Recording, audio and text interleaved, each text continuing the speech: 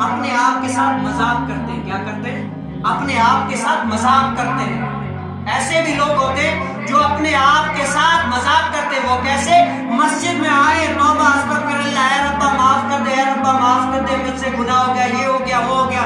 لیکن جو ہی مسجد سے باہر نکلے وہی غیبت، وہی گناہ، وہی جو ہے نافرمانیاں سب کچھ کیا. مسجد میں تو آ کر ایسے حاجی بن گئے، دعائیں مانگی، رو رو کر اللہ تعالیٰ کی عبادتیں کر رہے ہیں، ریاضتیں کر رہے ہیں، استغفار پہ استغفار پڑھ رہے ہیں. لیکن جو ہی مسجد سے باہر نکلے رب تعالیٰ کی نافرمانی میں شروع ہو گئے. علماء کرام فرماتے ہیں یہ جو ہے نا اپنے آپ کے ساتھ مذاق کر رہا ہے، اپنے آپ کے ساتھ مذاق کر رہا ہے کہ مسجد میں اور ہے، باہر جا کر اور ہے. اور دوسرا شخص وہ ہے کہ جو اللہ تعالیٰ سے دعائیں مانگے، اللہ مجھے نیکی کی توفیق دے کہ میں نیک کام کر سکوں، اچھا کام کر سکوں. مسجد میں آ کر ویسے دعائیں مانگتا ہے، اللہ مجھے کوئی ایسا موقع دے کہ میں نیکی کا کام سکوں، بھلائی کا کام کر سکوں. لیکن اس ٹائم تک اس کی نیت معین ہوتی ہے، باہر جا کر وہی جو ہے نا پرانے کام شروع کر دیا، وہی جو نافرمانی والے کام وہ شروع کر دیے. علماء کرام فرماتے ہیں کہ یہ لوگ بھی اپنے آپ کے ساتھ مذاق کر رہے ہیں، یہ اپنے آپ کے ساتھ کھلونا کر رہے ہیں، مذاق کر رہے ہیں، کھیل کر رہے ہیں. اور تیسرا شخص کون ہے؟ جو ناکامی سے بچنے کے لیے دعائیں کرے کہ اللہ مجھے نقصان سے بچانا ہے، اللہ میرے کامیابی کرنا، یہ کرنا. لیکن اس نے راستہ وہی اختیار کیا.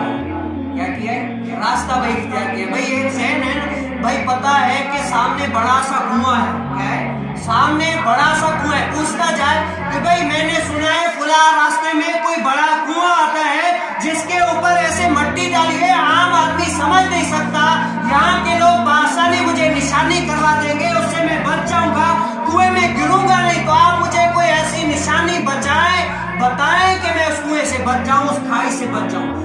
دعائیں تو کرے کہ اللہ مجھے ناکامی سے بچانا، لیکن راستہ وہی اختیار کرے، اسی راستے سے جائے جس سے منع کیا ہے. تو بتاؤ اسی سے گرے گا نہیں گرے گا؟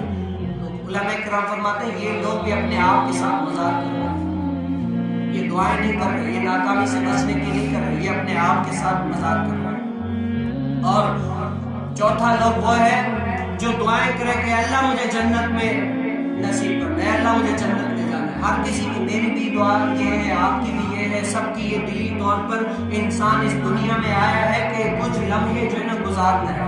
یہ سانس کی مالا ہے، اب ٹوٹی جائے گی. کیا ہے؟ سانس کی مالا ہے، ٹوٹی جائے گی. یہ کچھ ہی لمحوں کے لیے اس دنیا میں آیا ہے، کب سانس رک جائے اور کب ہمارے نامہ اعمال کا دار و مدار شروع ہو جائے. کیا ہے؟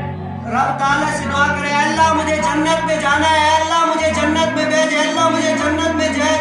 اپنے محبین کے ساتھ، گھر والوں کے ساتھ، حضور علیہ السلام کے ساتھ، صحابہ کے ساتھ، اولیاء کے ساتھ جنت میں جانا ہے. یہ وہ دعائیں تو جنت میں جانے کی کرے، لیکن راستہ اس نے جو ہے نا جہنمی والا اختیار کیا.